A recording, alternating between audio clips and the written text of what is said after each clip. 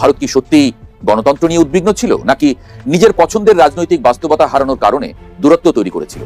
কারণ একই সময়ে শেখ হাসিনা এবং তার দলের বহু নেতাকর্মী ভারতে আশ্রয় পাওয়ার ঘটনাটি বাংলাদেশের জনমনে গভীর প্রতিক্রিয়া সৃষ্টি করে। বাংলাদেশের নবনিযুক্ত প্রধানমন্ত্রীর প্রথম সফরটি মনে হচ্ছে না মোদিজির এমন আন্তরিক চিঠি পাওয়া সত্ত্বেও তারেক রহমান ভারতে করতে যাচ্ছেন। তখন ভারত অন্তত চাইছে বাংলাদেশের পররাষ্ট্রমন্ত্রী খলিলুর রহমানের প্রথম সফরটা ভারতে হোক এবং মোদী সরকার এই ইঙ্গিত ভারতের রাজনৈতিক পক্ষগুলোকে দিতে পারুক যে বাংলাদেশ ভারত সম্পর্ক, মৈত্রীর সম্পর্ক আবারও সক্রিয় হয়েছে। তারেক রহমান যে শর্তে বাংলাদেশের রাজনীতিতে ফিরেছেন এবং প্রধানমন্ত্রী হচ্ছেন সেই শর্তগুলো মেনে চলবেন, নাকি পোল্টি দেবেন? এবং পোল্টি দিলে সেটি কি তারেক রহমান বর্তমান সরকার এবং বিএনপির রাজনীতির জন্য শুভ কোনো বার্তা বয়ে আনবে কিনা? ভারত কি আসলে পুরোপুরি বিশ্বাসের সঙ্গে বিএনপির সঙ্গে সম্পর্ক স্থাপন করতে পারবে? আওয়ামী লীগকে পুরোপুরি হিসেবে বাইরে রেখে কি ভারত বিএনপি সরকারের সঙ্গে সম্পর্ক স্থাপন করবে? শেখ হাসিনাকে ভারত আদৌ ফিরিয়ে দেবে কিনা? আওয়ামী লীগ হলো বাংলাদেশের সবচেয়ে বড় এবং প্রাচীনতম রাজনৈতিক দল। আমরা শেখ মুজিবুর রহমানের পরিবার। আমরা এভাবে অবলীলায় আমাদের দেশের মানুষ এবং আমাদের দলীয় নেতাকর্মী সমর্থকদের থেকে মুখ ফিরিয়ে চলে যেতে পারি না। উনি দেশে ফিরবেন, অর্থাৎ শেখ হাসিনা দেশে ফিরবেন। বাংলাদেশে গণতন্ত্রের পুনঃপ্রতিষ্ঠা হলেই ফিরবেন। তবে ৭৬ বছরের মুজিব কন্যা দেশে একজন সক্রিয় রাজনীতিবিদ হিসাবে ফিরবেন কিনা তা স্পষ্ট করেননি জয়। আসসালামু আলাইকুম দর্শক, সিগন্যাল বিডি চ্যানেলের নতুন একটি গুরুত্বপূর্ণ নিউজ ভিডিও নিয়ে আপনাদের মাঝে হাজির হলাম। প্রিয় দর্শক, বাংলাদেশের বর্তমান রাজনৈতিক প্রেক্ষাপট নিয়ে ইতিমধ্যে অনেকগুলো ভিডিওর অংশবিশেষ আপনারা দেখেছেন এবং আশা করি দেখেই বুঝতে পেরেছেন আজকের ভিডিওটি কতটি গুরুত্বপূর্ণ এবং আকর্ষণীয় হতে চলেছে। তাই বলছি প্রিয় দর্শক, সবাই আপনারা ধৈর্য সহকারে পুরো ভিডিওটি দেখবেন। এখনো যারা আমাদের চ্যানেলটি সাবস্ক্রাইব করেননি তাদের সবাইকে বলবো আমাদের চ্যানেলটি সাবস্ক্রাইব করে পাশে থাকা বেল আইকনটি অন করে দিবেন। আর যারা ইতিমধ্যে সাবস্ক্রাইব করেছেন তাদেরকে অসংখ্য ধন্যবাদ। তো প্রিয় দর্শক, কে কোথা থেকে ভিডিওটি দেখছেন অবশ্যই কমেন্ট বক্সে জানিয়ে যাবেন। তো প্রিয় দর্শক, চলুন আর কথা বাড়াবো না, একটি লাইক দিয়ে মূল ভিডিওতে যাওয়া যাক। তারেক রহমানের নেতৃত্বে বিএনপি সরকার ক্ষমতায় আসার ১ মাস পার হয়েছে। এর আগে ১.৫ বছর অন্তর্বর্তীকালীন সরকারের সময় ভারত কার্যত দূরত্ব বজায় রেখেছিল। শেখ হাসিনার পতনের পর মোহাম্মদ ইউনূসের নেতৃত্বাধীন সরকারকে দিল্লি প্রকাশ্যে না হলেও কার্যত অস্থায়ী হিসেবে দেখেছিল। ভারতের বক্তব্য ছিল পরিষ্কার, নির্বাচিত সরকার ছাড়া গভীর সম্পর্ক নয়। ফলে কূটনৈতিক যোগাযোগ কমে যায়, উচ্চ পর্যায়ের সফর বন্ধ হয়, এমনকি বাণিজ্যিক সম্পর্কেও অস্বস্তির ছাপ পড়ে। কিন্তু এখানে একটি গুরুত্বপূর্ণ প্রশ্ন উঠে আসে, ভারত কি সত্যিই গণতন্ত্র নিয়ে উদ্বিগ্ন ছিল, নাকি নিজের পছন্দের রাজনৈতিক বাস্তবতা হারানোর কারণে দূরত্ব তৈরি করেছিল? কারণ একই সময়ে শেখ হাসিনা এবং তার দলের বহু নেতাকর্মী ভারতে আশ্রয় পাওয়ার ঘটনাটি বাংলাদেশের জনমনে গভীর প্রতিক্রিয়া সৃষ্টি করে। অনেকের চোখে এটি ছিল সরাসরি রাজনৈতিক পক্ষ নেওয়া। প্রতিবেশী দেশে নিরপেক্ষ থাকার বদলে দিল্লি যেন একটি নির্দিষ্ট শক্তিকে রক্ষা করছে, এমন ধারণা দ্রুত ছড়িয়ে পড়ে। এরপর আসে ক্রিকেট কূটনীতির সংকট। মুস্তাফিজুর রহমানকে ঘিরে আইপিএল এবং আন্তর্জাতিক টুর্নামেন্ট নিয়ে যে বিতর্ক তৈরি হয় তা কেবল খেলাধুলার ইস্যু ছিল না, এটি প্রতীক হয়ে দাঁড়ায় রাজনৈতিক টানাপোড়েনের। ক্রিকেট, যা দুই দেশের জনগণের আবেগের জায়গা, সেটি যখন রাজনৈতিক সংকেত বহন করতে শুরু করে তখন বোঝা যায় সম্পর্কের ভেতরে কতটা চাপ জমে আছে। নতুন নির্বাচন, আন্তর্জাতিক স্বীকৃতি পাওয়ার পর পরিস্থিতি বদলানোর ইঙ্গিত আসে। ফল ঘোষণার পরপরই নরেন্দ্র মোদীর অভিনন্দন বার্তা এবং ফোনালাপ যেন নতুন অধ্যায়ের সূচনা করে। দিল্লি বুঝিয়ে দিতে চাইল তারা যে কোনো নির্বাচিত সরকারের সঙ্গে কাজ করতে প্রস্তুত, কিন্তু কূটনীতির ভাষা আর বাস্তব আচরণ এক জিনিস নয়। আজকের বাস্তবতা হলো, ভারত বাংলাদেশের সঙ্গে সম্পর্ককে সব সময় একটি কৌশলগত সম্পদ হিসেবে দেখে। বিশেষ করে ভারতের উত্তর পূর্বাঞ্চলের জন্য বাংলাদেশের ভৌগোলিক অবস্থান অত্যন্ত গুরুত্বপূর্ণ। ট্রানজিট, রেল সংযোগ, বন্দর ব্যবহার সবকিছুই ভারতের অর্থনীতি এবং নিরাপত্তার জন্য বিশাল সুবিধা তৈরি করে। কিন্তু প্রশ্ন হচ্ছে, একই মাত্রায় কি বাংলাদেশ লাভবান হয়েছে? বাংলাদেশের অনেক বিশ্লেষকের মতে সম্পর্কের ভারসাম্য এখানে ভেঙে যায়। ভারত সংযোগ চায়, বাজার চায়, নিরাপত্তা সহযোগিতা চায়, কিন্তু পানি বন্টন, সীমান্ত হত্যা, বাণিজ্য বৈষম্য কিংবা ভিসা নীতিতে সমান উদারতা দেখা যায় না। ফলাফল হিসেবে বাংলাদেশের জনগণের মধ্যে একটি ধারণা শক্তিশালী হয়েছে, দিল্লি বন্ধুত্বের ভাষা ব্যবহার করলেও সিদ্ধান্ত নেয় কেবল নিজের স্বার্থ দেখে। এই প্রেক্ষাপটে আগামী কয়েক মাস অত্যন্ত গুরুত্বপূর্ণ। প্রথম বড় সংকেত হবে ভিসা নীতি।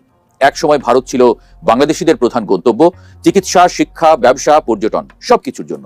কিন্তু ভিসা কার্যক্রম বন্ধ হয়ে যাওয়া শুধু প্রশাসনিক সিদ্ধান্ত ছিল না, এটি ছিল রাজনৈতিক বার্তা। এখন যদি ধীরে ধীরে ভিসা স্বাভাবিক হয় তাহলে বোঝা যাবে দিল্লির সম্পর্ক পুনর্গঠনে আগ্রহী, আর যদি বিলম্ব হয় তাহলে তা হবে চাপ ধরে রাখার কৌশল। দ্বিতীয় সংকেত আসবে কূটনৈতিক সফর থেকে। নতুন প্রধানমন্ত্রী তার প্রথম বিদেশ সফরে কোথায় যান সেটি শুধু প্রোটোকল নয়, এটি পররাষ্ট্র নীতির ঘোষণা। যদি দিল্লি অগ্রাধিকার পায় তাহলে বোঝা যাবে সম্পর্ক পুনরুদ্ধারের চেষ্টা চলছে। কিন্তু অন্য শক্তিগুলোর দিকে ঝুঁকলে সেটি হবে বহুমুখী কূটনীতির ইঙ্গিত, যা ভারতের একক প্রভাব কমাতে পারে। তৃতীয় সংকেত লুকিয়ে আছে ক্রিকেটে। ভারতীয় দলের বাংলাদেশ সফর যদি বাস্তবায়িত হয়, তাহলে সেটি রাজনৈতিক বরফ গলার দৃশ্যমান প্রতীক হবে। কারণ দক্ষিণ এশিয়ায় ক্রিকেট কখনোই শুধু খেলা নয়, এটি জনমতের কূটনীতি। চতুর্থ বিষয় হলো কানেক্টিভিটি প্রকল্প। আগরতলা আখাউড়া রেল সংযোগ ভারতের জন্য গেম চেঞ্জার হিসেবে বিবেচিত। ভারতের উত্তর পূর্বাঞ্চল বাংলাদেশের ভেতর দিয়ে সহজ যোগাযোগ পাবে। কিন্তু বাংলাদেশের জনগণ এখন প্রশ্ন তুলছে, এই প্রকল্পগুলো কি পারস্পরিক সুবিধা দিচ্ছে, নাকি একতরফাভাবে ভারতের অর্থনৈতিক স্বার্থ পূরণ করছে? নতুন সরকার যদি এসব প্রকল্প পুনর্মূল্যায়ন করে, সেটি হবে সম্পর্কের নতুন বাস্তবতার সূচনা। সবচেয়ে বড় পরীক্ষা হবে গঙ্গা পানি চুক্তি নবায়ন। 1996 সালের চুক্তির মেয়াদ শেষ হতে যাচ্ছে। পানি দক্ষিণ এশিয়ার ভবিষ্যৎ সংঘাতের অন্যতম ইস্যু। এখানে ভারত যদি ন্যায্য বন্টনের পথে না আসে, তাহলে রাজনৈতিক অবিশ্বাস আরো গভীর হবে। কারণ নদী কেবল কূটনৈতিক বিষয় নয়, এটি বাংলাদেশের কৃষি, অর্থনীতি এবং অস্তিত্বের প্রশ্ন। এই পুরো সম্পর্কের কেন্দ্রে আছে একটি বাস্তবতা: ভারত একটি আঞ্চলিক শক্তি, আর বাংলাদেশ একটি দ্রুত উত্থানশীল রাষ্ট্র। কিন্তু শক্তির পার্থক্য মানেই অসম সম্পর্ক হওয়া বাধ্যতামূলক নয়। সমস্যা তৈরি হয় যখন বড় রাষ্ট্র প্রতিবেশীকে অংশীদার নয়, প্রভাব ক্ষেত্র হিসেবে দেখতে শুরু করে। বাংলাদেশের রাজনীতিতে ইন্ডিয়া ফ্যাক্টর সবসময় ছিল, আবার ভারতের রাজনীতিতেও বাংলাদেশ একটি নির্বাচনী ইস্যু, বিশেষ করে সীমান্তবর্তী রাজ্যগুলোতে। ফলে দুই দেশের সম্পর্ক অনেক সময় জনগণের স্বার্থের চেয়ে অভ্যন্তরীণ রাজনীতিতে বন্দী হয়ে পড়ে। আজকের বাস্তবতা হলো, দিল্লি বাংলাদেশের স্থিতিশীলতা চায়, কিন্তু সেই স্থিতিশীলতা যেন তাদের কৌশলগত স্বার্থের সঙ্গে সামঞ্জস্যপূর্ণ হয়। আর এখানেই সন্দেহ তৈরি হয়, কারণ যখনই বাংলাদেশের নীতি স্বাধীনভাবে ভিন্ন দিকে যেতে চায়, তখন সম্পর্কের উষ্ণতা কমে যায়। নতুন সরকারের সামনে তাই বড় চ্যালেঞ্জ হলো ভারসাম্য রক্ষা করা। একদিকে প্রতিবেশীর সঙ্গে বাস্তবমুখী সম্পর্ক, অন্যদিকে জাতীয় স্বার্থের দৃঢ় অবস্থান। অন্ধ বিরোধিতা যেমন ক্ষতিকর, তেমনি অন্ধ নির্ভরতাও বিপজ্জনক। বাংলাদেশকে বুঝতে হবে, বন্ধুত্ব তখনই টিকে থাকে যখন উভয় পক্ষ সম্মান পায়। যদি সম্পর্ক একপাক্ষিক সুবিধার উপর দাঁড়ায়, তাহলে তা দীর্ঘস্থায়ী হয় না। ইতিহাস বলছে, ছোট রাষ্ট্রগুলো তখনই শক্তিশালী হয় যখন তারা কৌশলগতভাবে বহুমুখী সম্পর্ক তৈরি করে এবং কোনো এক শক্তির উপর অতিরিক্ত নির্ভরশীল হয় না। ঢাকা এবং দিল্লির সম্পর্ক এখন ঠিক সেই মোড়ে দাঁড়িয়ে। বাইরে হাসি হাসি মুখ, ভেতরে কঠিন হিসাব। সামনে সহযোগিতার সুযোগ আছে, আবার অবিশ্বাসের ঝুঁকিও আছে। আগামী কয়েক মাসে নেওয়া সিদ্ধান্তগুলোই বলে দেবে এই সম্পর্ক নতুন ভারসাম্যের দিকে যাচ্ছে নাকি পুরনো অভ্যাসেই ফিরে যাচ্ছে। কারণ শেষ পর্যন্ত আন্তর্জাতিক রাজনীতিতে তথা কূটনীতিতে স্থায়ী বন্ধু বলে কিছু নেই, থাকে শুধু স্থায়ী স্বার্থ। আর প্রশ্নটা এখন একটাই, বাংলাদেশ কি নিজের স্বার্থকে সামনে রেখে সম্পর্ক করবে, নাকি আবারও অন্যের কৌশলগত খেলায় একটি গুরুত্বপূর্ণ কিন্তু নীরব ভূমিকায় সীমাবদ্ধ থাকবে? ঢাকা দিল্লি সম্পর্কের ভবিষ্যৎ লুকিয়ে আছে কিছু নীরব সংকেতে, আর সেই সংকেতগুলোই বলে দেবে দক্ষিণ এশিয়ার রাজনীতির পরবর্তী গন্তব্য কোন দিকে। পররাষ্ট্রমন্ত্রী খলিলুর রহমান বাংলাদেশের, তিনি ভারত সফরে কবে আসবেন, এবং ভারতের পক্ষ থেকে আবারও আগ্রহ প্রকাশ করে বলা হয়েছে যে তিনি যেন এপ্রিলের মাঝামাঝি, যখন একটা আঞ্চলিক সম্মেলনে ভারতে মন্ত্রী পর্যায়ের বৈঠকে যোগ দিতে আসবেন, তখন যেন তিনি একটা আনুষ্ঠানিক দিল্লি সফরও এর পাশাপাশি করে যান।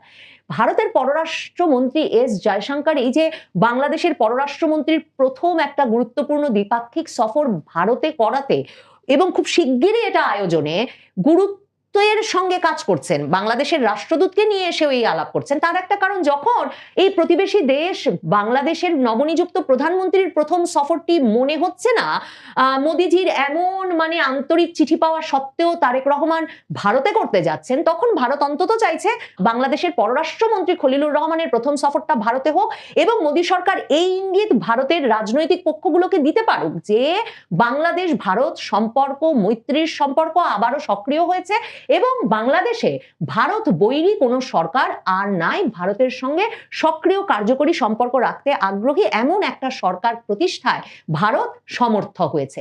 ভারতের সংবাদ মাধ্যমগুলো তাই লিখছে যে বাংলাদেশের যিনি পররাষ্ট্রমন্ত্রী, তার সঙ্গে এমনকি ইউনূস সরকারের আমলেও ভারতের যোগাযোগ অব্যাহত ছিল। গত নভেম্বরেও তিনি নিরাপত্তা উপদেষ্টা অজিত দোভালের আমন্ত্রণে এসেছিলেন। যেটা আপনাদেরকে বারবার বলেছি, খলিলুর রহমানকে শুধু মার্কিন যুক্তরাষ্ট্র তারেক রহমানের মন্ত্রিসভায় রাখতে রাখতে অনুরোধ করেছিলেন তাই নয়, ভারতও যেহেতু ইউনূস সরকারের আমলেও তার সঙ্গে আলোচনা চালিয়ে যেতে পেরেছে, ভারতেরও আগ্রহ ছিল খলিলুর রহমানকে এই মন্ত্রিসভায় রাখার। এবং ভারতের সংবাদ মাধ্যম এনডিটিভির মতো অনেকেই এখন লিখছেন যে ভারতের সঙ্গে একটা ভালো বোঝাপড়া আছে পররাষ্ট্রমন্ত্রী খলিলুর রহমানের, কারণ তিনি এমনকি ভারতের শীর্ষস্থানীয় যে বিশ্ববিদ্যালয় জওহরলাল নেহরু ইউনিভার্সিটি জেএনইউতে পড়ালেখা করেছেন। কাজে এই ভারতের সঙ্গে বা ভারতকে বোঝার যে তার সক্ষমতা, সেটাও ভারত বাংলাদেশ মৈত্রীর সম্পর্ক আবার কার্যকর করতে ভূমিকা রাখতে পারে বলে ভারত আশাবাদী। সব মিলিয়ে ভারত খুব দ্রুত তারেক রহমান সরকারের কাছ থেকে একটা গ্রিন সিগন্যাল চায়। ভারত কিছুটা অস্থির, কারণ তারেক রহমানকে যেই সহযোগিতা, যে সমর্থন দিয়ে তারা একটা বৈরী পরিবেশে নির্বাচিত হতে সহায়তা করে তার দেশে ফেরাকে এক রকমের ফ্যাসিলিটেট করে তাকে প্রধানমন্ত্রী পদে অধিষ্ঠিত করতে ভূমিকা রেখেছে, তারেক রহমান নির্বাচিত হওয়ার পর প্রধানমন্ত্রী পদে বসবার পর সে স্বীকৃতি এখন পর্যন্ত ভারত সরকার, ভারতের পররাষ্ট্র মন্ত্রণালয়, ভারতের কূটনীতিকরা কিংবা ভারতের প্রধানমন্ত্রী নরেন্দ্র মোদী পাননি বটে। কাজেই ভারত সরকার সেই গ্রিন সিগন্যালটা খুব দ্রুত নিশ্চিত করতেই দিল্লিতে বাংলাদেশের রাষ্ট্রদূতকে ডেকে পাঠিয়ে পররাষ্ট্র মন্ত্রণালয়ে পররাষ্ট্রমন্ত্রী সাক্ষাৎ দিয়েছেন এবং বাংলাদেশের পররাষ্ট্রমন্ত্রীর সফরটা খুব দ্রুত নিশ্চিত করতে একটা সুস্পষ্ট বার্তা দিয়েছেন বটে। আবারও সংবাদের শিরোনামে হাসিনা। শিরোনামে আসার কারণ তার ঘরোয়া আপসে। বাংলাদেশের জাতীয় রাজনীতিতে পালাবদল ঘটেছে। বিএনপি নিরঙ্কুশ সংখ্যাগরিষ্ঠতা অর্জন করেছে, তারা সরকার গঠন করেছে, আর তারেক রহমান প্রধানমন্ত্রী পদে নির্বাচিত হয়েছেন। এই প্রেক্ষাপটে হাসিনার প্রত্যাবর্তনের বিষয়টি আবার নতুন করে আলোচনায় উঠে এসেছে। আলোচনায় ওঠার অন্যতম কারণ আসন্ন স্থানীয় সরকার নির্বাচন। সম্প্রতি তারেক রহমানকে একটি গণমাধ্যমের তরফ থেকে প্রশ্ন করা হয়েছিল, আওয়ামী লীগের নিষিদ্ধ ঘোষণার প্রেক্ষিতে তার এবং তার দলের অবস্থান কি।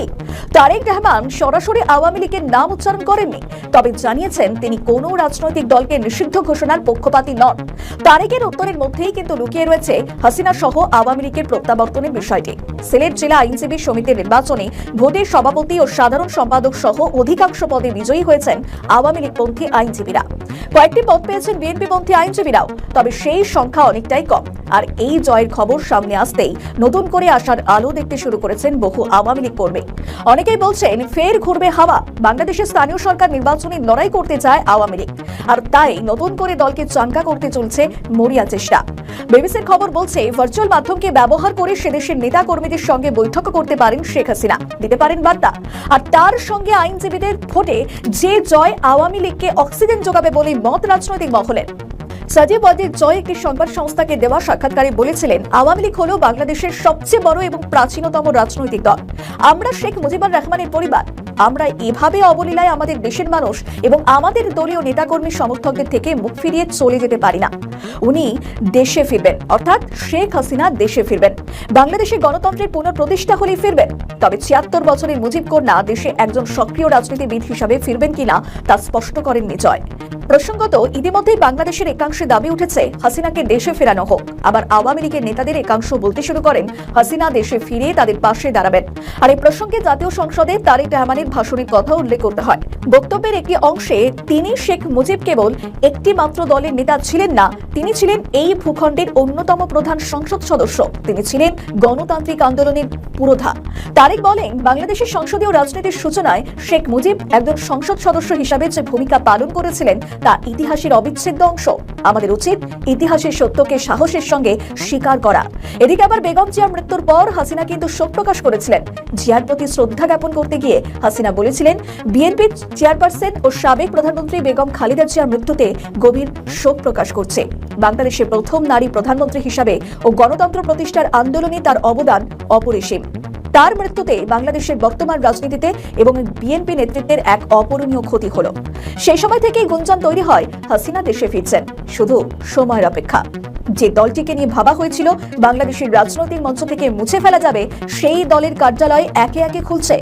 এখনো পর্যন্ত ৭২টি কার্যালয় খোলা হয়েছে, জামিনে মুক্তি পাচ্ছেন একের পর এক নেতা।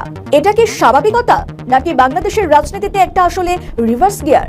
আদালতের বক্তব্য বেশ পরিষ্কার, চার্জশিট দুর্বল, অভিযোগে সুনির্দিষ্ট প্রমাণ নেই। ৫ই আগস্ট পরবর্তী আবেগী গণমামলা আদালতের কাঠগড়ায় টিকছে না।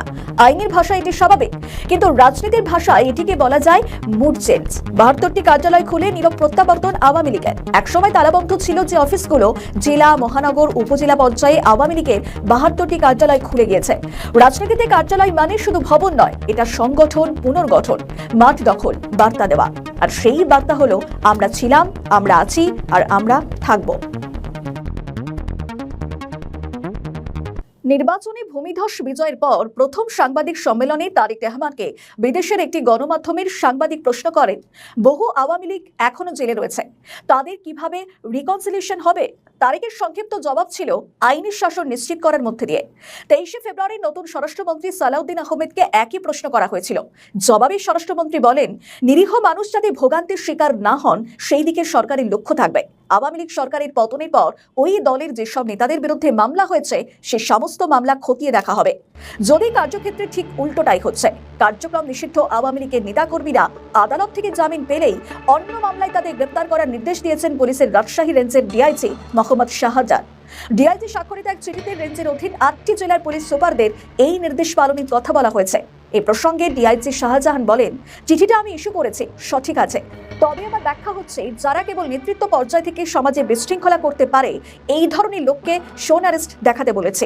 ডিআইজি শাহজাহান স্বাক্ষরিত এই চিঠিতে আরো বলা হয়েছে, পরবর্তী নির্দেশ না আসা পর্যন্ত নিম্নোক্ত বিষয়গুলির প্রতি আপনাদের দৃষ্টি আকর্ষণ করা হচ্ছে। 1. কার্যক্রম নিষিদ্ধ বা স্থগিত ফ্যাসিস্ট সংগঠন বা সংগঠনগুলোর যে নেতা এবং কর্মী জামিনে মুক্তির পর দলকে শক্তিশালী সংগঠিতকরণ এবং মাঠ পর্যায়ে তৎপরতা প্রদর্শন করতে সক্ষম তাদের জামিন হওয়ার পর অন্য মামলায় গ্রেপ্তার দেখাতে হবে। আর যারা বর্ণিত বৈশিষ্ট্যের অধিকারী নয় তাদের জামিন হলে গ্রেপ্তার দেখানোর প্রয়োজন আপাতত নেই। 2. প্রোটোকল এবং প্রোটেকশন প্রদানের ক্ষেত্রে প্রচলিত আইন ও বিধি অনুসরণ করতে হবে। তবে এবার রাজশাহী রেঞ্জের ডিআইজিকে চিঠি পাঠানো হয়েছে। জামিন হলে আওয়ামী লীগ নেতাদের গ্রেপ্তারের নির্দেশ দেওয়া এই ডিআইজিকে নোটিশ কার্যক্রম নিষিদ্ধ আওয়ামী লীগের নেতাকর্মীরা জামিনে মুক্তি পেলেই অন্য মামলায় গ্রেপ্তার দেখানোর নির্দেশ দেওয়ায় রাজশাহী রেঞ্জের ডিআইজি মোহাম্মদ শাহজাহানকে আইনি নোটিশ পাঠানো হয়েছে। সোমবার আইন এবং সালিশ কেন্দ্রের পক্ষে আইনজীবী সৈয়দা নাসরিন এবং শাহিনুজ্জামান এই নোটিশ পাঠান। নোটিশের ডিআইজির ওই নির্দেশনা প্রত্যাহারের দাবি জানানো হয়েছে। 7 দিনের মধ্যে এই বিষয়ে প্রয়োজনীয় ব্যবস্থা নিতে বলা হয়েছে। রাজনৈতিক মহলের একাংশের মতে প্রশাসনের সর্বোচ্চ স্তর থেকে নির্দেশ না এলে রাজশাহী রেঞ্জের ডিআইজি এই ধরনের কাজ করতে পারতেন না। এই ফ্যাসিস্ট বলতে আওয়ামী লীগকেই বোঝানো হয়েছে বলে মনে করছেন রাজনৈতিক বিশ্লেষকরা। তাদের মতে আওয়ামী লীগের যেসব নেতারা বিভিন্ন জেলে আটক রয়েছেন তারা জামিন পেতে চাইলে মুচলেকা দিতে হবে যে তারা আগামী দিনে কোনোভাবেই সক্রিয় রাজনীতিতে অংশ নেবে না। অর্থাৎ জামিন পাওয়ার পরে আওয়ামী লীগের ঝান্ডা ধরা যাবে না, জয় বাংলা বলা যাবে না। এদের সবাই যে কোনো না কোনো দুর্নীতিতে জড়িত এমনটা নয়। সংখ্যাগরিষ্ঠই আওয়ামী লীগের হয়ে পথে নেমেছিলেন, করেছিলেন সভা। হাসিনা দিল্লি থেকে সম্প্রতি ওয়ার্কিং কমিটির যে বৈঠক করেন সেই বৈঠকে তিনি দলের নেতাকর্মীদের মাঠে নামার পাশাপাশি জেলে আটক নেতাদের জামিনের বিষয়টিও নিশ্চিত করার কথা বলেছেন। তবে এই ধরপাকড়ের বিষয়টি আগামী মাসে আরো বেশি করে হবে বলে আশঙ্কা করছে বাংলাদেশের রাজনৈতিক মহল। যুক্তি হিসেবে তারা তুলে ধরেছেন আওয়ামী লীগের ওয়ার্কিং কমিটির বৈঠকে হাসিনার নির্দেশ। হাসিনা দলের নেতাকর্মীদের অবিলম্বে দেশে ফেরার নির্দেশ দিয়েছেন। সামনে বাংলাদেশের স্থানীয় সরকার নির্বাচন, আর এই নির্বাচনে আওয়ামী লীগ অংশ নিতে বদ্ধপরিকর।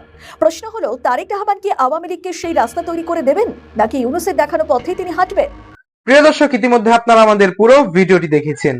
ভিডিওটি দেখে কি জানলেন এবং বুঝলেন অবশ্যই আপনাদের মূল্যবান মতামতটি আমাদের কমেন্ট বক্সে জানাতে ভুলবেন না। এখনো যারা আমাদের চ্যানেলটি সাবস্ক্রাইব করেনি তাদের সবাইকে বলবো আমাদের চ্যানেলটি সাবস্ক্রাইব করে পাশে থাকা বেল আইকনটি অন করে দিবেন এরকম নিত্য নতুন প্রতিদিন গরম গরম নিউজ আপডেট পেতে। ধন্যবাদ সবাইকে।